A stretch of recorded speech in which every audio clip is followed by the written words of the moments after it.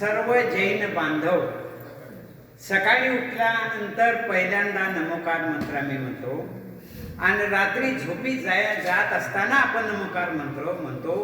अशा नमोकार मंत्राचं एक मोठं भव्य नॉलेज सिटी निर्माण करणारे देवनंदी महाराजांची दूरदृष्टी याला मी सलाम करतो. पहिल्यांदा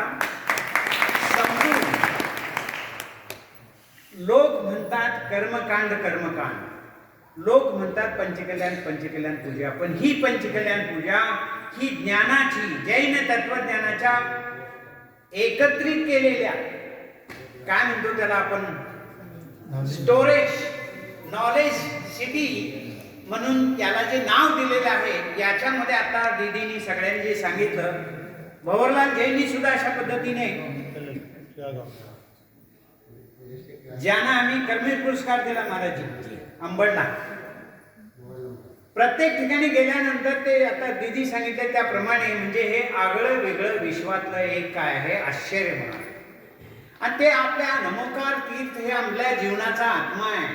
त्या आत्म्याला स्वच्छ करण्यासाठी देखील आपण नमोकार मंत्राचा वापर करणार आहोत.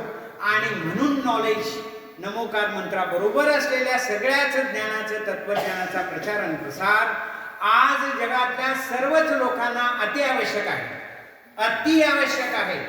जग कोणत्या, आता येता जाता तुम्ही व्हिडिओ ऐकला असाल, आता जगामध्ये एक पुढच्या 27ला काय होणार आहे, 26ला काय होणार आहे, आणखीन काय भूकलन होणार आहे, आणखीन काय होणार आहे, ह्याच्यावर सुंदर आणि चांगला उपाय कुठला असेल तर तो आहे नमोकार मंत्र. आणि त्या नमोकार मंत्राला जोडून असलेल्या सर्व जैन तत्वज्ञानाचं जे काही चिंतन मनन करून आपण आपल्या जीवनाला ते वापर आचरणात आणण्याचा प्रयत्न जो करणार आहे, त्याच्यातून विश्व हे वाचणार आहे.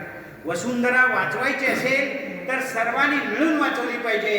आणि त्या वसुंधरेला वाचवण्यासाठी या जगामध्ये एकच तत्वज्ञान शिल्लक राहिलेलं आहे, ते म्हणजे जैन तत्वज्ञान.